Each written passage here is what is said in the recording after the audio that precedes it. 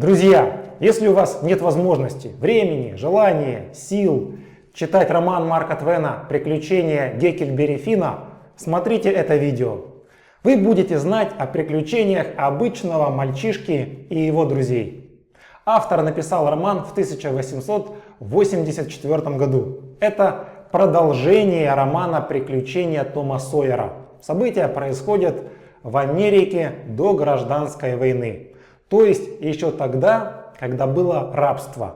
Причем сам автор был противником рабства. В его книге употреблялись такие слова, как негр, нигер. В 2011 году в США в новых изданиях эти слова были заменены на политкорректные. Друзья, кто такой Гекльберри Финн и почему он стал богатым, описано в «Приключениях Тома Сойера». Потому можете вначале посмотреть пересказ того романа.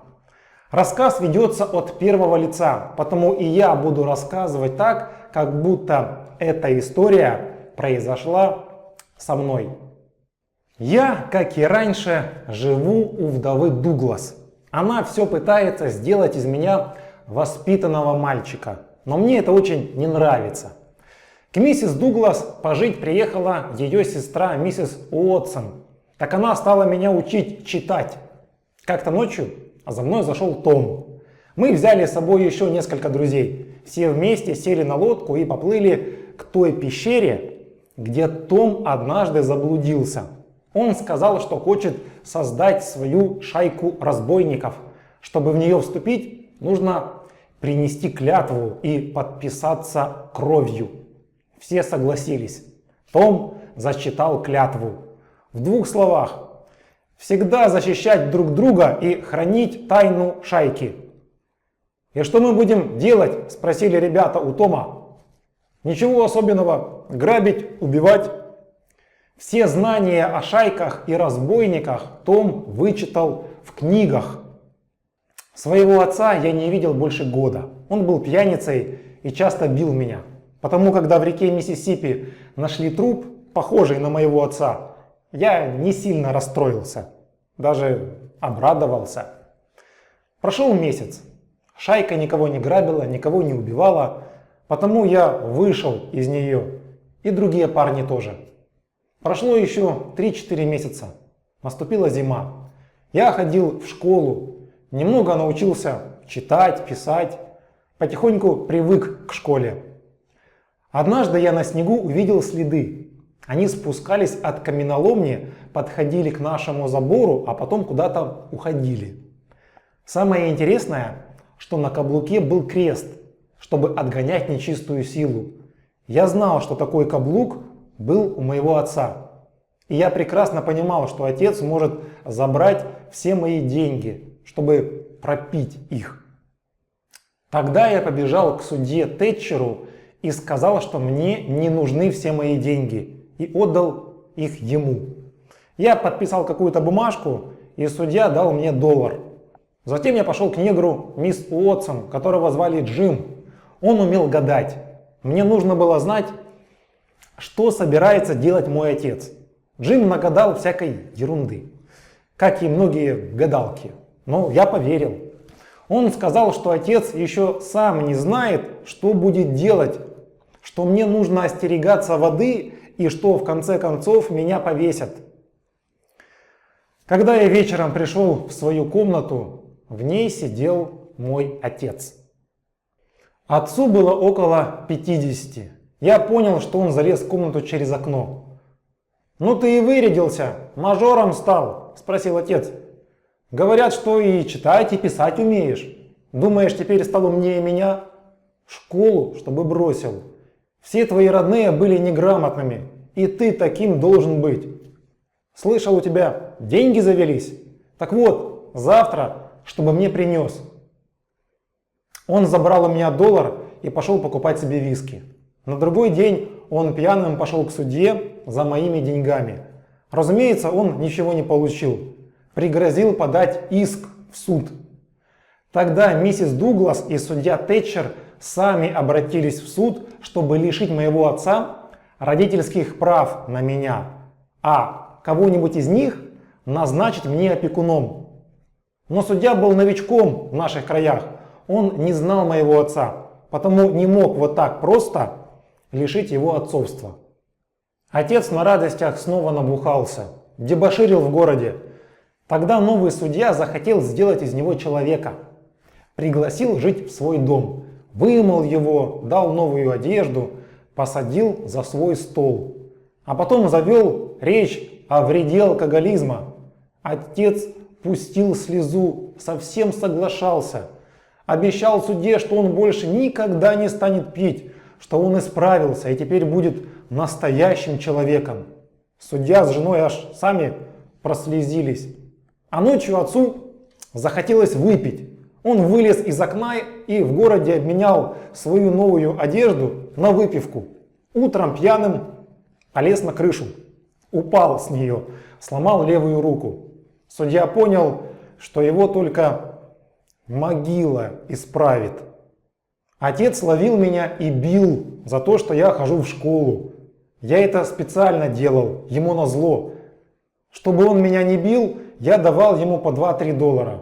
Отец напивался, его садили в тюрьму, потом отпускали. Ему такая жизнь нравилась. А однажды весной он меня схватил и увез на лодке вверх по реке. Там в лесу, в самой глуши, была какая-то хижина. Сбежать оттуда я не мог.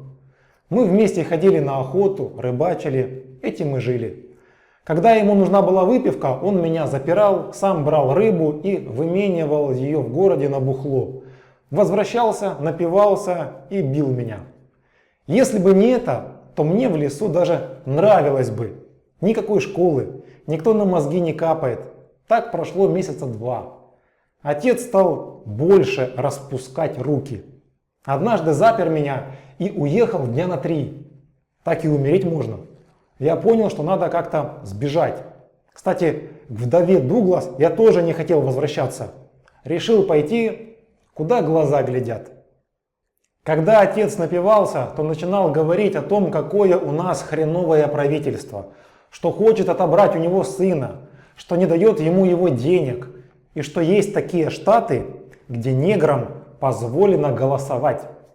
Да нужно убираться из такой страны. Он заснул, а когда проснулся, у него сорвало крышу. Гонялся за мной с ножом, кричал, что я ангел смерти, который пришел за ним. Бегал, пока не устал, а потом снова заснул. Утром я пошел к реке проверить рыбу. Увидел плывущую лодку, в ней никого не было. Тогда я к ней подплыл и спрятал ее. Она была моим спасением. Когда отец в следующий раз поплыл в город, я сбежал. Подпилил бревно в стене и смог пролезть в отверстие. Но я убежал не сразу. Я кое-что организовал. Сначала все самые ценные вещи, еду, оружие отнес в свою лодку. Затем взял топор и порубил входную дверь. Убил в лесу дикого поросенка, разрубил его в доме, чтобы было побольше крови. Положил в мешок много камней и подтянул этот мешок к реке. Срезал клок своих волос и приклеил их к топору. Создалась полная иллюзия того, что здесь было убийство. Жаль, Том Сойер этого не видел.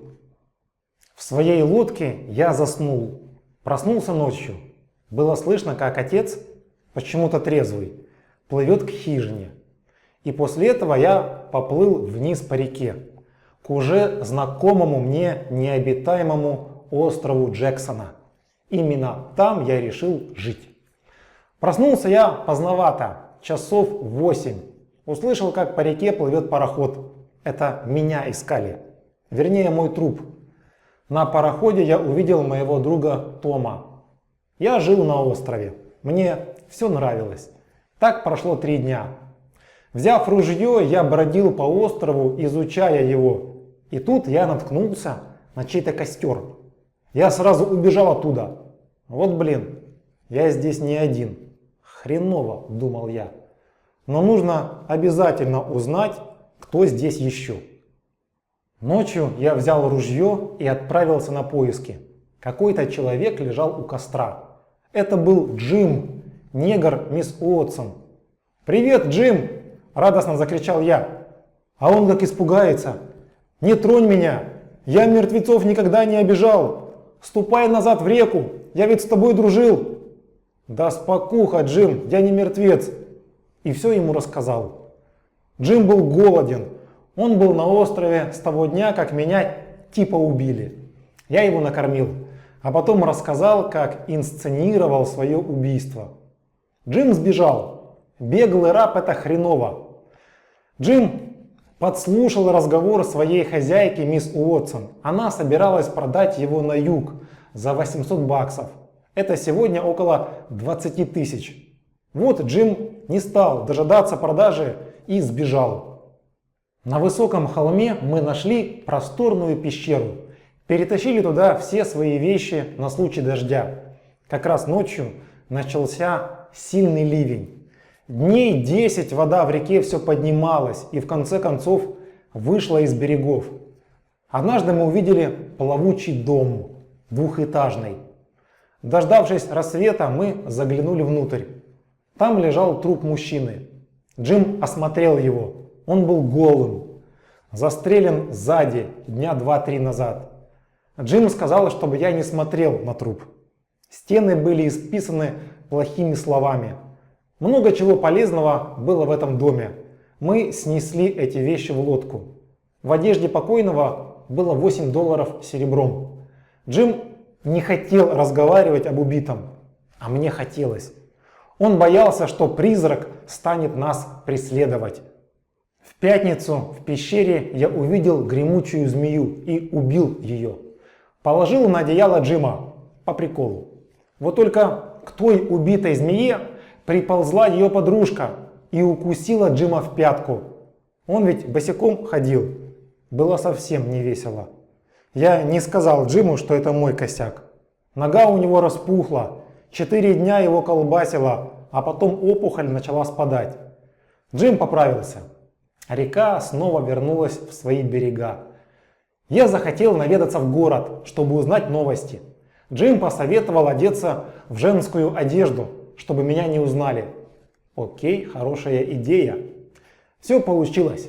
Надо было только следить за привычкой руки в карманы не засовывать. Я приплыл на лодке в город. Зашел в дом, в котором раньше никто не жил. Там были какие-то новенькие. Двери мне открыла женщина лет 40. Она пригласила войти. Рассказала о моем убийстве. Сначала подозревали в этом моего отца, но потом беглого раба Джима. Он сбежал в ту самую ночь, когда убили Гека, сказала женщина. И за него обещана награда $300, а за отца Гека $200. Он тоже сбежал. Это его и спасло от линчевания. Еще женщина рассказала, что видела дым на острове Джексона, и она думает, что негр прячется там. Потому ее муж и сосед ночью поедут и проверят, так ли это. Женщина странно на меня смотрела. Она догадалась, что я не девочка. Тогда мне пришлось рассказать ей выдуманную историю, что я сбежавший от злого хозяина подмастерье. Понятно. Ты в своем платье женщинам на глаза не показывайся. Только мужиков в нем сможешь обмануть. Понял? Понял. Спасибо. Она накормила меня, и потом мы простились. Я быстро вернулся на остров, разбудил Джима и сказал, что нам нужно срочно собираться. За нами погоня. Через 1,5 часа мы сели на плот и поплыли по реке. На плоту Джим соорудил шалаш. Несколько дней мы спокойно плыли по течению. Нам было хорошо. Каждый вечер я покупал в каком-нибудь городе или деревне еду. А однажды ночью, во время грозы, мы увидели пароход, который разбился о скалу. Я был уверен, что на пароходе никого нет в такую-то погоду. Потому уговорил Джима залезть на него. На пароходе были бандитские разборки. Один чувак, связанный, лежал на полу. Над ним с револьвером стояли двое. Нас не видели. Те двое хотели завалить лежащего парня. Я вернулся к Джиму. «Валим отсюда!» «Плот наш уплыл», говорит Джим. «Вот блин», думаю, остаться на пароходе с бандитами? Ага.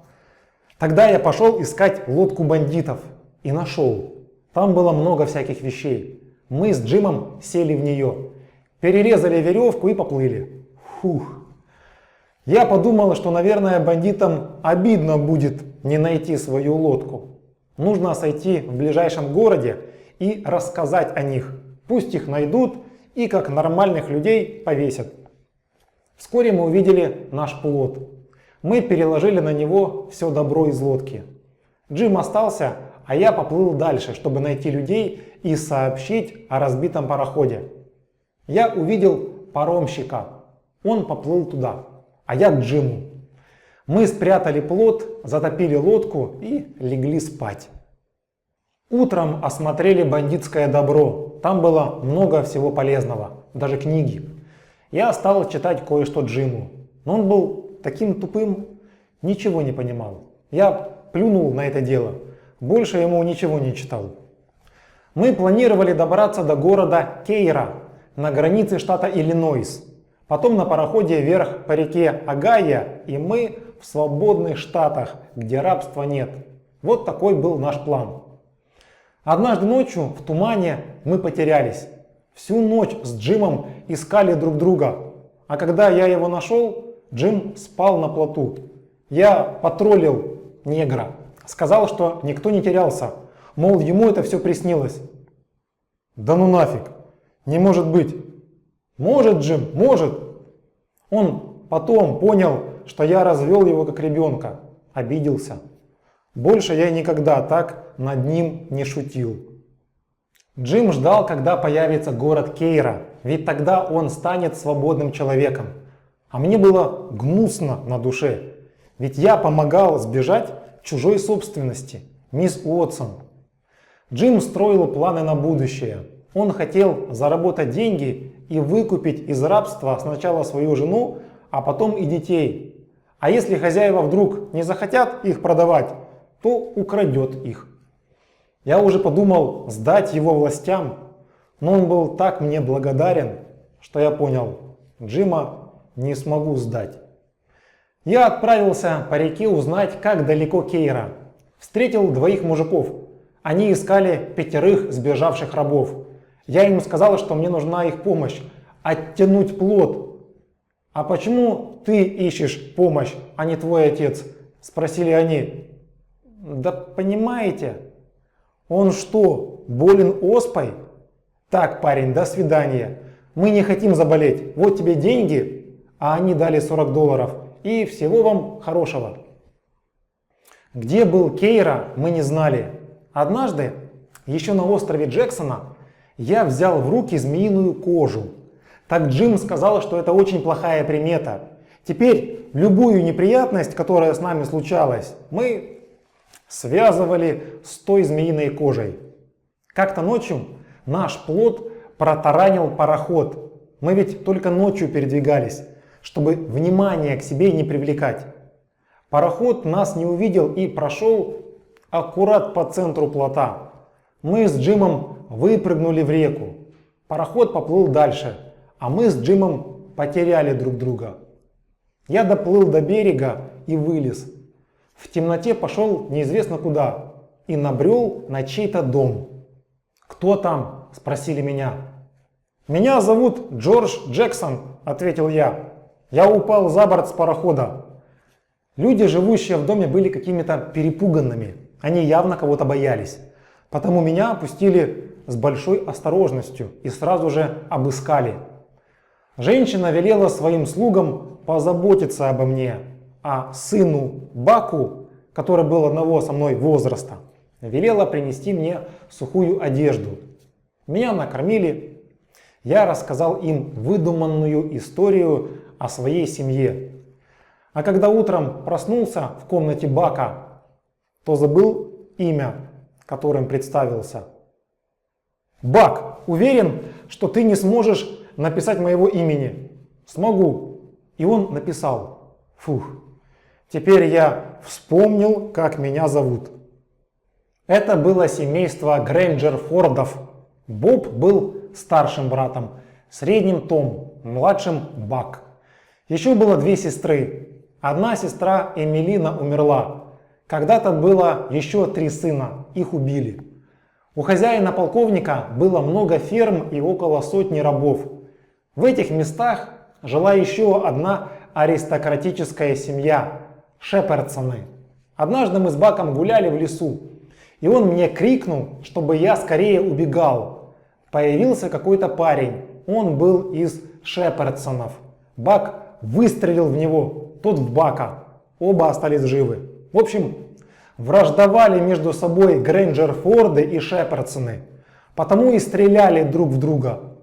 Началось все лет 30 назад. Был какой-то спор в суде между ними. Тот, кто спор проиграл, подстрелил того, кто спор выиграл. Потом началась месть. И это тянется до сих пор. А спор-то из-за чего был? Спросил я. Не знаю.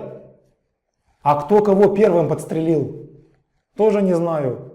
Однажды после обеда меня позвала мисс София, сестра Бака. Она попросила меня сходить в церковь и принести ее Евангелие, которое она забыла. Только никому об этом не говорить. Я пошел в церковь, нашел книгу, а внутри была записка. В 2:30. Я отнес книгу мисс Софии. Девушка была очень рада, прочитав послание. «А что там написано?» – спросил я. «Ты читать умеешь?» «Нет, только печатные буквы». «Тогда ничего особенного. Спасибо. Никому не говори. Пока». Ну ладно. Хозяева дома дали мне в слуги одного негра Джека. Так вот, он меня отвел на болото, где я встретил Джима. Он до слез был рад меня видеть. Джим рассказал, что после аварии он плыл за мной, но далеко от меня.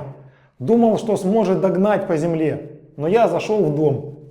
А на следующий день Джима нашли местные рабы. Они показали ему место, где собаки его не найдут. Носили еду и рассказывали, как у меня дела. А Джим тем временем занимался ремонтом нашего плота, который прибило к берегу. Утром я проснулся, а вокруг тишина. В доме никого. Негр Джек рассказал, что ночью мисс София сбежала, чтобы обвенчаться с одним из Шепердсонов. Мужики взяли ружья, сели на лошадей и поскакали за беглецами. «Будет мясо», — говорит Джек. Мне стало интересно, что будет. Я пошел к реке, залез на высокое дерево и смотрел. Грейнджерфорды и Шепердсоны стреляли друг в друга. Бак подошел к моему дереву. Он сказал, что отца и 2 его братьев убили. 2 или 3 Шепердсонов тоже завалили. А мисс София со своим женихом успели перебраться на другой берег и были в безопасности. Бака и его кузена ранили. Я сидел на дереве, пока не стемнело. Боялся слезать. У реки я нашел 2 трупа. Бака и его кузена. Думал, что это я протупил, когда не сказал полковнику о той записке. Так удалось бы избежать трагедии. Я подумал, ну его нафиг, возвращаться в этот дом. Побежал на болото к Джиму. Он был у реки и готовился к отплытию. Ведь думал, что в этой разборке и меня убили. Как же мы оба были рады убраться оттуда поскорее. Несколько дней мы плыли без приключений. Ночью плыли, днем отдыхали. Однажды утром перед зарей я нашел пустую лодку. Вышел на берег. Вижу, бегут 2 мужика. Ко мне бегут. Говорят, за ними погоня, хотя они ничего не делали. Ну да. Мы сели в лодку и поплыли на остров, где меня ждал Джим. Одному из бродяг было около 70, старик, другому около 30. Оказалось, что они даже друг друга не знают. Оба были аферистами. После очередных их косяков за ними и организовали погоню. Молодой рассказал, что он по происхождению герцог, Бриджуотерский. Но жизнь так сложилась, что он такой, какой есть. Он просил называть его «Ваша светлость», «Милорд» или «Ваша милость». Тогда старик сказал, что не только у того одна злая судьба, ведь он тоже благородных кровей. Он дофин, то есть наследник престола, пропавший сын короля Франции Людовика XVI и Марии Антуанетты. «Я законный король Франции», — сказал старик.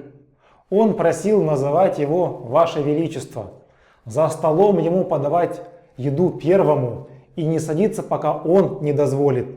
Мы с Джимом так и обращались и к герцогу, и к королю. Герцог, конечно же, дулся на короля, но потом старик ему сказал, чтобы он не парился. Все будет хорошо. Очень скоро я догадался, что эти бродяги обычные мошенники, но не стал об этом говорить. А зачем с людьми ссориться на одном плоту? Хотят быть королями? Да на здоровье. Я даже Джиму об этом не сказал. Бродяги спросили, почему мы плаваем ночью, а не днем. Может, Джим беглый раб? Да вы что, пацаны, зачем бы мы тогда плыли на юг? Здесь нужно пояснить, на юге США было рабство, на севере нет. Река Миссисипи течет на юг, потому на плоту они двигались по течению вниз. Бродяги согласились, но все равно мне нужно было придумать для них очередную легенду, а с этим у меня сложностей не возникало. В общем, Джим — это мой негр, а днем к нам подплывают всякие и думают, что он беглый, и хотят забрать его у меня. Вот так. Герцог и король взяли себе наши с Джимом тюфяки, на которых мы раньше спали. Первым городом, где король заработал деньги, был Оквилл. На собрании верующих жителей города он рассказал свою историю грешника и попросил своих братьев скинуться для него деньгами, чтобы он поплыл к Индийскому океану и обращал пиратов в христиан. За первый день король собрал $87. Герцог впарил жителям подписку на новую газету, содрал с них $9,5. Кстати, теперь мы могли плыть и днем. Герцог в местной типографии напечатал объявление, что Джим беглый раб. В случае, если бы к нам были вопросы, мы всегда можем сказать, что поймали Джима и везем его возвращать за вознаграждение. Мы поплыли к следующему городу. Герцог помогал королю учить роль шекспировской Джульетты. Сам-то он был Ромео. Еще герцог рассказал королю монолог Гамлета, и старик его выучил. В ближайшем городке герцог развесил афиши. Вход 25 центов, для детей и прислуги 10 центов. Только одно представление перед туром в Европу, спешите, ну и так далее. Городишко был самым обычным. При мне один чувак застрелил другого, причем сделал это на глазах дочери убитого. Все нормально. Только потом толпа захотела линчевать того, кто стрелял, и народ повалил к нему домой. Друзья, суд линча — это когда толпа ловит кого-то и тут же его вешает, без каких-то разбирательств. Тот чувак спокойно вышел с ружьем. И чё? Собрались меня линчевать? Ну давайте, кто первый? Вы же все трусы. Опустив головы, все разошлись. А я пошел на цирковое представление. Мне понравилось. А вечером было наше представление. Вернее, герцога и короля. Пришло человек 12. Маловато. Но они даже до конца не остались. Так интересно было. Тогда герцог придумал ход конем. Он сделал новые афиши. Написал, что будет спектакль, на который женщины и дети не допускаются. Вход 50 центов. Вечером зал битком был забит мужчинами. По сцене бегал голый король. Бред. Но мужики смеялись. Так король еще несколько раз побегал. А потом герцог сказал, что конец спектакля. Если хотите еще увидеть, приходите на следующий спектакль. Мужики офигели. Что за фигня? Мошенники! Мужики собрались разнести сцену и побить актеров. Вдруг один из них сказал, что если они так сделают, то все в городе узнают, что они сами лохи, которых легко обманули. Потому нужно спокойно уйти и расхваливать спектакль. Мужики согласились. На второй день все повторилось. Зал был забит. Король побегал голым. Все, конец. А вот на третий день пришли все те, кто был в первый и во второй день. Я видел, что у них у всех в карманах что-то было. Стоял запах тухлых яиц, гнилой капусты и дохлых кошек. Герцог все понял. Он отошел за кулисы и сказал мне со всех ног бежать к плоту. Сам он тоже побежал. И вот мы уже плывем по реке. Короля даже не было в городе, он ждал нас на плоту. Мошенники дико смеялись над обманутыми ими мужиками. За 3 дня они собрали 465 долларов. Это где-то 12 косарей сегодня. Бродяги легли спать. Джим был удивлен поведением королей. Да не все такие, Джим. И во все времена. Наши еще нормальные. Джим очень тосковал по своей семье. Почти как белый человек. Думал, что больше никогда не увидит ни жены, ни детей. Следующая афера мошенников началась с короля. Он оделся как проповедник и поплыл со мной на лодке к пароходу, который плыл в ближайший городок. На берегу мы увидели какого-то парня. Предложили ему сесть к нам в лодку, чтобы доплыть до парохода. Парень рассказал, что у них в городе вчера ночью умер один богатый мужик, Питер Уилкс. К сожалению, он не дождался своих братьев Гарви и Уильяма. Уильяма он даже никогда не видел. Тот рос глухонемым, и ему было лет 30-35. Завещание писать не хотел, но оставил брату Гарви письмо, в котором указал, где спрятаны его деньги и как нужно разделить его имущество. «И почему же Гарви не приехал?» – спросил король. «Он живет в Англии, он проповедник.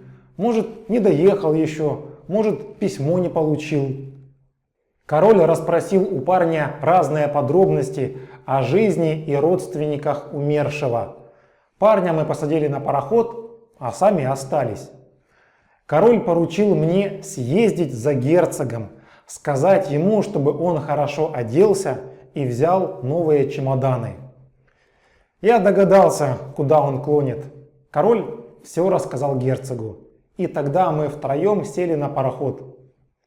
Кстати, тогда пароходы останавливались по требованию, как маршрутки. Стоят на берегу мужики и машут. С парохода спускают лодку, плывут на берег и забирают пассажиров. Когда мы сошли на берег, король спросил жителей, как ему найти Питера Уилкса. Ему ответили, что он вчера ночью умер. Тогда король с герцогом начали рыдать. Герцог, кстати, стал глухонемым. Я еще никогда не видел таких жуликов. Очень скоро о нашем приезде знал весь город. Все собирались на нас поглазеть. У дома Питера Уилкса нас ждали 3 племянницы. Это были дочери еще одного брата Питера, уже давно умершего. Девушки были сиротами. Они бросились на шеи своим дядям. Король с герцогом увидели гроб и как давай снова рыдать. Я никогда в жизни не видел, чтобы мужики так ревели. Потом племянница принесла письмо дяде Питера. Король прочитал его вслух. Жилой дом и 3000 долларов золотом полагались девочкам. Кожевенный завод, другие дома и 3000 долларов золотом полагались братьям. Деньги были зарыты в погребе. Мошенники спустились в погреб и вырыли мешок с деньгами. Стали пересчитывать. Не хватало 415 долларов. Решили, что нужно свои доложить, чтобы было ровно 6. Иначе наверху не поверили бы, что в мешке не хватало денег. Более того, герцог предложил все деньги отдать девочкам. Тогда уж их точно никто не заподозрит. Король с радостью согласился. Он с большим пафосом передал все 6000 племянницам. Те были счастливы. И только один доктор Робинсон не поверил королю. Он сразу сказал, что тот никакой не англичанин, а обычный мошенник. Тогда старшая племянница передала королю 6000, чтобы он сам распорядился ими по своему усмотрению. На ужине я чуть не проболтался. Меня засыпало вопросами об Англии одна племянница. А она об Англии знала больше, чем я. В общем, отмазывался как мог. Но в целом сестры были очень хорошими. Я подумал, что нельзя допустить, чтобы эти мошенники их обокрали. Я должен украсть у них деньги и вернуть их сестрам. Я пошел искать деньги в комнату короля. Вдруг слышу, входят король с герцогом. Ну, я и спрятался за платьями племянницы. Они посмотрели под кровать. Там никого не было. И стали разговаривать. Герцог говорит, что нужно сматываться как можно быстрее с теми деньгами, которые уже есть. Да и сирот незачем обдирать. Король был не согласен. Он хотел продать все имущество и только потом скрыться. Притом он утверждал, что девочки не пострадают. Как только выяснится, что покупатели заплатили не настоящим владельцам, сделку признают недействительной и имущество вернется сиротам. Деньги они перепрятали в тюфяк под периной. Я это видел. И как только они ушли, сразу же забрал мешок себе. Решил ночью спрятать где-нибудь на улице, потому что был уверен, что дом первым делом проверят, когда обнаружится пропажа. Ночью я дождался, когда все в доме заснули. Я спустился в гостиную, где стоял гроб с Питером Уилксом. Услышал чьи-то шаги и спрятал мешок с деньгами в гроб. Это была племянница Мэри Джейн. Она пришла помолиться к дяде. Я вернулся в свою комнату. Деньги остались в гробу. Утром пришел гробовщик и заколотил у всех на глазах этот гроб. Я даже не знал, остались ли в гробу деньги, или может их кто-то уже стащил. Я ведь как думал? Позже написать письмо Мэри Джейн и все ей рассказать. А теперь даже не знаю, в гробу ли деньги. Как же теперь все запуталось. Я ведь хотел как лучше. Питера Уилкса похоронили. Мошенники сказали племянницам, что хотят взять их с собой в Англию. Нужно только здесь все продать, и тогда можно будет ехать в Европу. Я не знал, как мне быть. Через 2 дня они продали первых 3 рабов, разлучив 2 братьев с их матерью. Это возмутило многих жителей города. Девочки также печалились. Утром, в день аукциона, на котором продавалось имущество Питера Уилкса, король и герцог зашли ко мне в комнату. Они заметили пропажу денег. «Ты входил в мою комнату?» – спросил король. «Нет». «А может, видел кого-то, кто входил?» «Видел рабов, которых вы вчера продали». «Вот блин, так и знал». «Я же тебе говорил», — сказал герцог, — «нужно было сразу уезжать». Король меня обвинил, что это я не сказал ему, что видел, как негры выходили из его комнаты. Я проходил мимо комнаты Мэри Джейн. У нее было открыто. Она плакала. Я спросил, в чем дело. Она ответила, что это из-за продажи рабов. Ведь теперь мать никогда не увидит своих детей. «Увидит», — проболтался я. «Не пройдет и 2 недель». Так, стоп. С этого места поподробнее, пожалуйста. Ну, я все и рассказал, что те 2 не дяди ей, а обычные мошенники. Только теперь нужно было все так провернуть, чтобы и я сам с Джимом не пострадали. Я кое-что придумал. Я отправил Мэри Джейн из города к ее знакомому, типа погостить. Ведь если бы она осталась, то с ее-то искренней душой мошенников не удалось бы проучить. И еще я дал ей записку, в которой написал, где оставил $6000.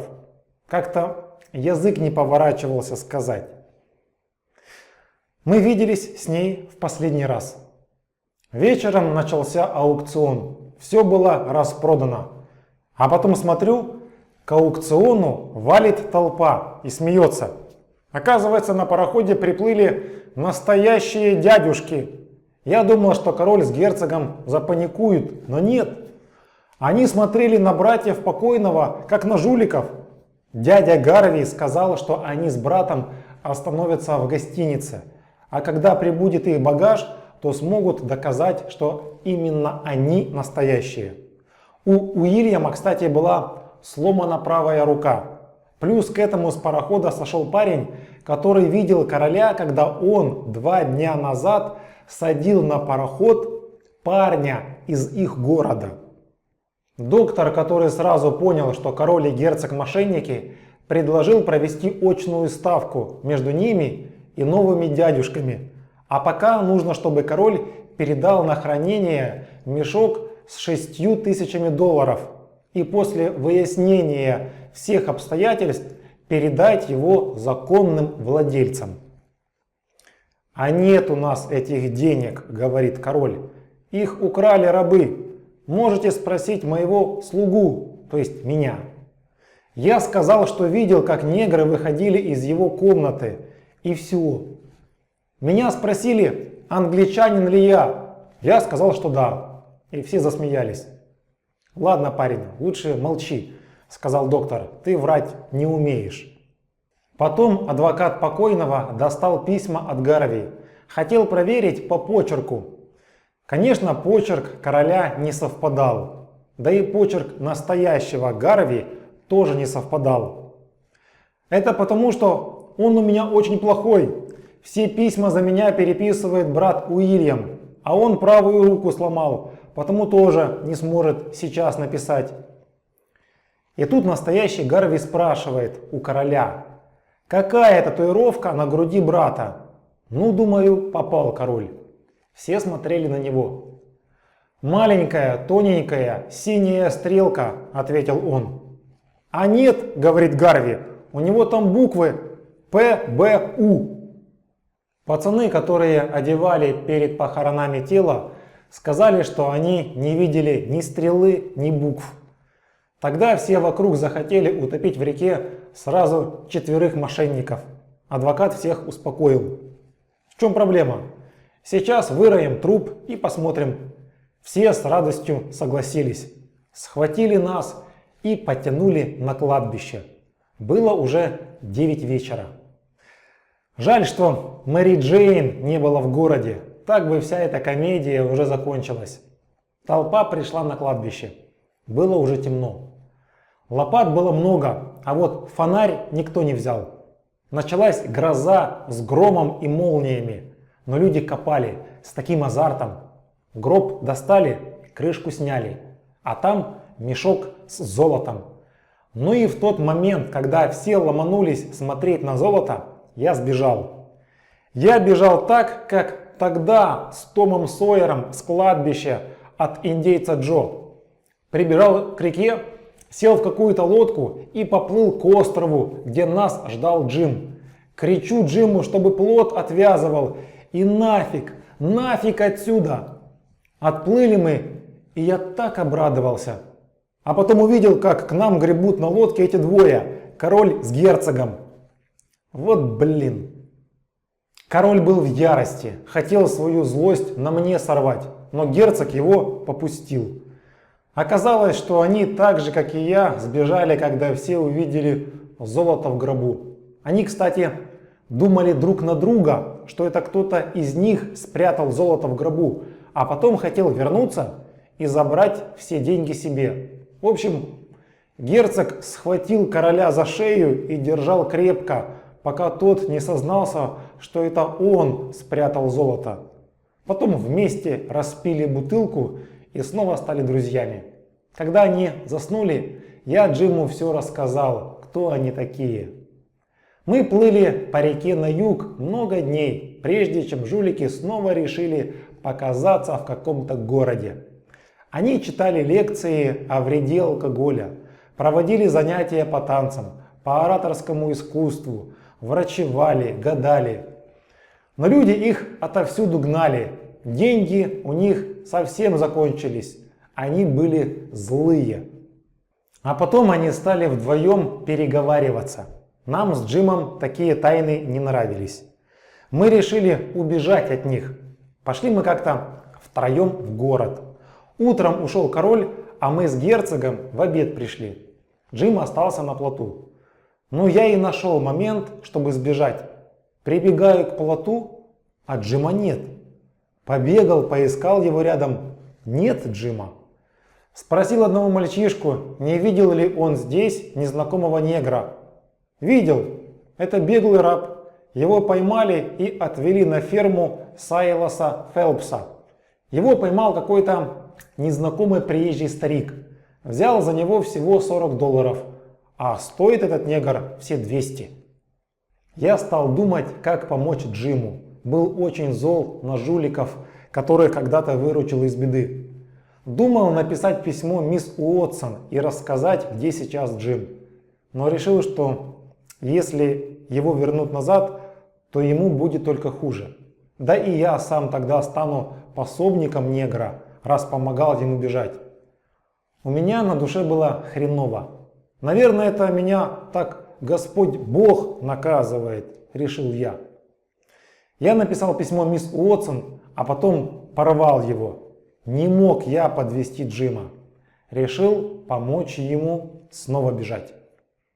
На следующий день я пошел на разведку к дому мистера Фелпса и по дороге встретил герцога. Он расклеивал афиши своего спектакля. Герцог признался, что Джима продал король, вот только он деньгами не поделился. Как продал? Это ведь мой был негр.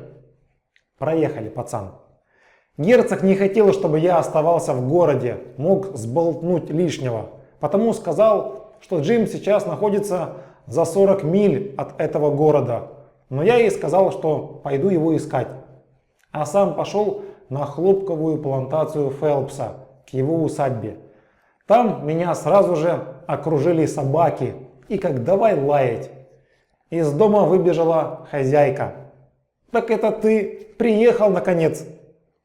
«Да», сказал я, не понимая, о чем это она. Женщина сказала детям, чтобы они поздоровались со своим двоюродным братом Томом, то есть со мной. Они меня уже 2 дня ждали. Просила называть ее тетя Салли. А потом говорит: «Ну, Том, теперь твоя очередь рассказывать». А я же и не знаю, что ей рассказывать. И тут меня спас ее муж, который приехал домой, мистер Фелпс. Тетя Салли ему сказала, что приехал их племянник, то есть я, Том Сойер. Опа, Том Сойер. Это ведь мой лучший друг, о котором я все знаю. Вот это совпадение. Я им много всего рассказал, а потом услышал пароход. Думаю, а вдруг на нем Том приплыл? Пойду-ка я проверю. Еду я на тележке и вижу, как мне навстречу Том едет. Я кричу: «Стой!» Том говорит: «Я ведь тебе ничего плохого не сделал. Зачем ты с того света ко мне пришел?» «Да я и не умирал, это я все подстроил. Иди, потрогай меня, убедись». Он потрогал и обнял меня от радости. Я ему рассказал о всех своих приключениях. «Что теперь будем делать?» – спросил я. «И еще, Том, помоги мне украсть Джима, негра, мисс Уотсон». Том согласился. Он сказал мне ехать домой, а сам он через полчаса подъедет. «Все будет классно», – говорит он. Ну ладно. Я вернулся, а следом за мной через полчаса подъехал Том. Он сказал, что его зовут Уильям Томпсон, и он ищет усадьбу мистера Никольса. Это был сосед Фелпсов.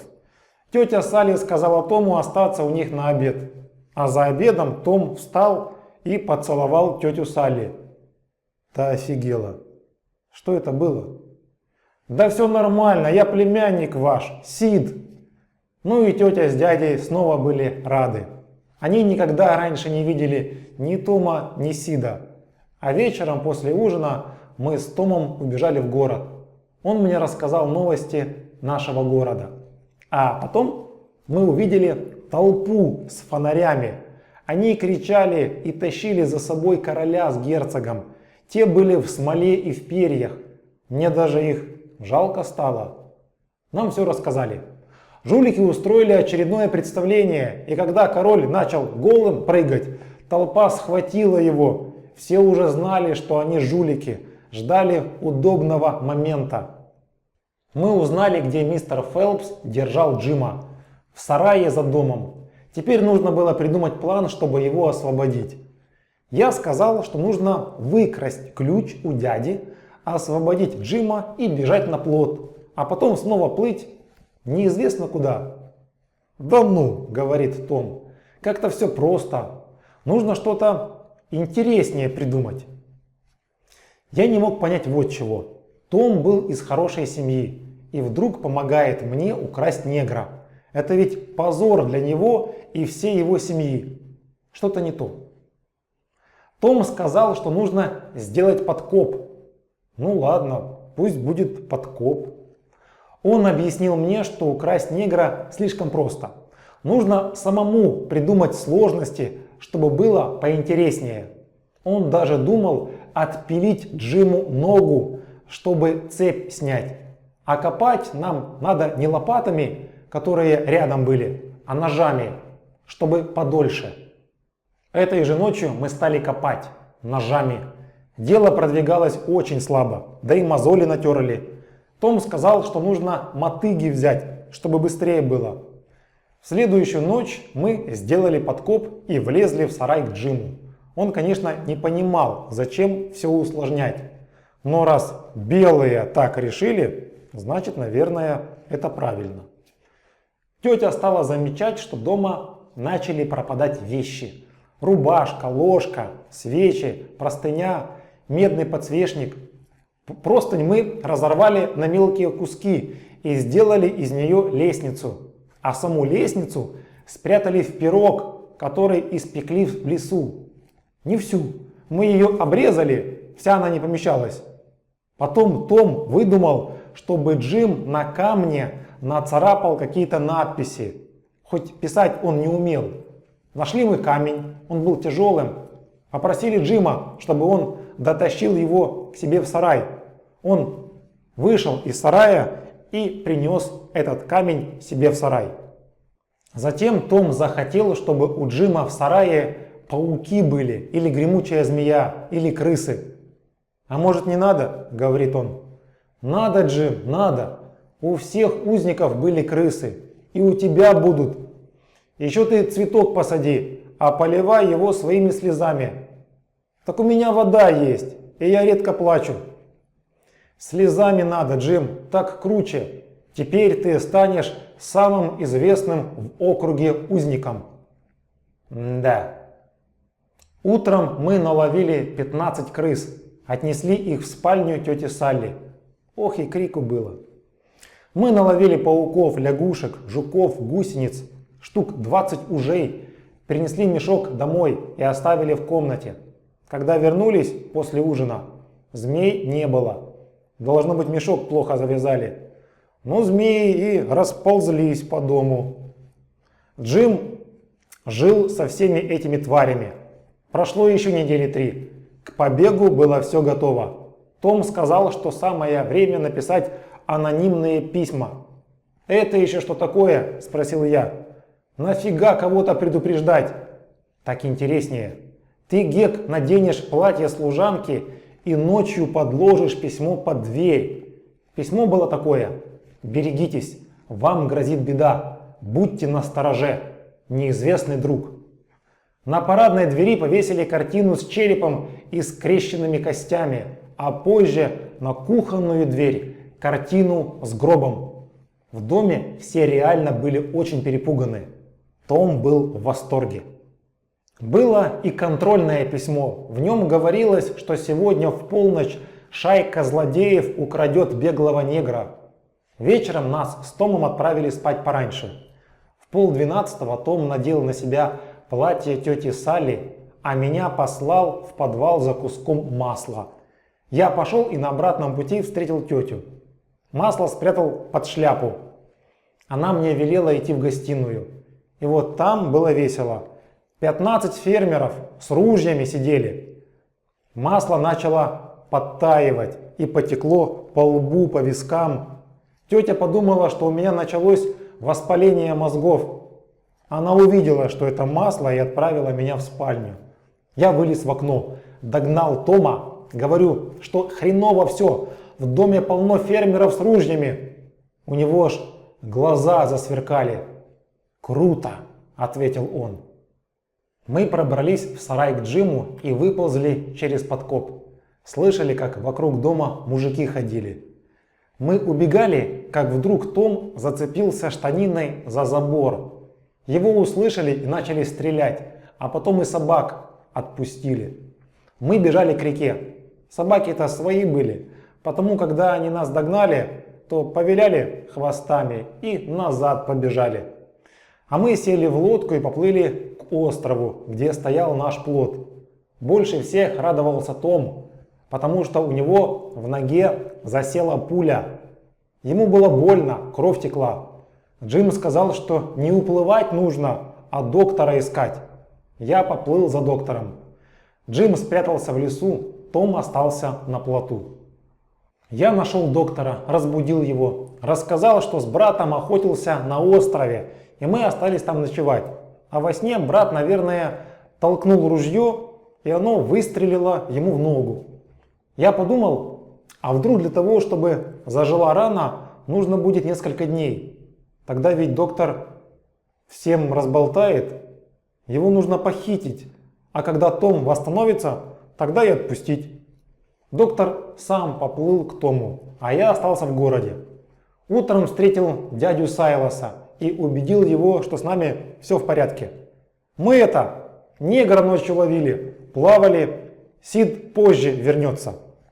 Тетя Салли была рада меня видеть, волновалась ведь.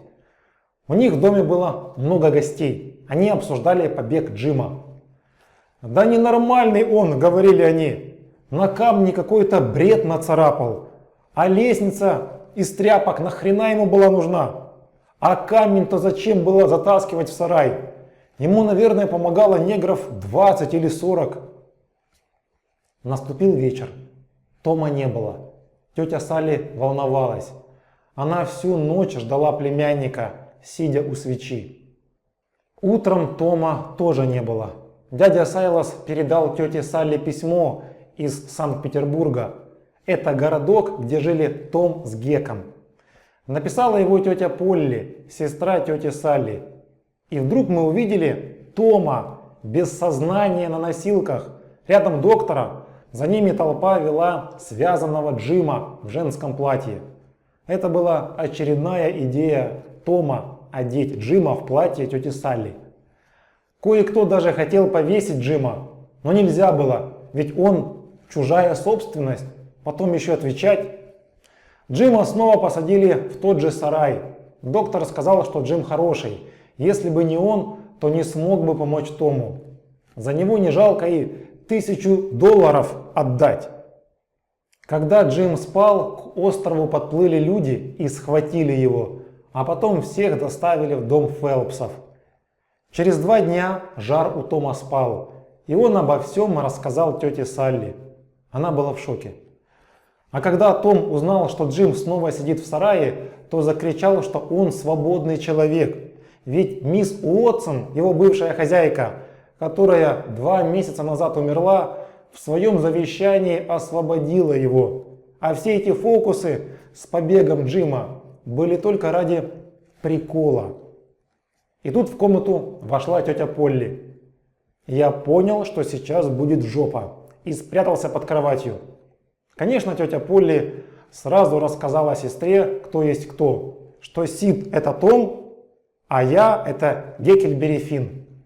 Тетя Полли подтвердила, что Джим свободный человек.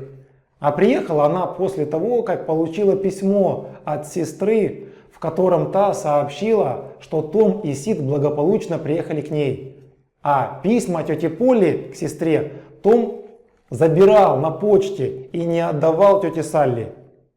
План Тома был таким. После освобождения Джима из сарая поплыть с ним на плоту до самого устья реки, а потом уже сказать ему, что он и так свободен. Но так не получилось. По-другому вышло. Джима освободили. Том за его терпение дал ему $40, чему Джим был очень рад. А еще Джим рассказал, что мой отец-пьяница погиб и больше не будет меня доставать. Это его труп он видел в том плавучем доме после наводнения. Тетя Салли захотела меня усыновить и воспитать. Прямо как миссис Дуглас. Ну уж нет, я лучше сбегу на индейскую территорию. На этом все, друзья.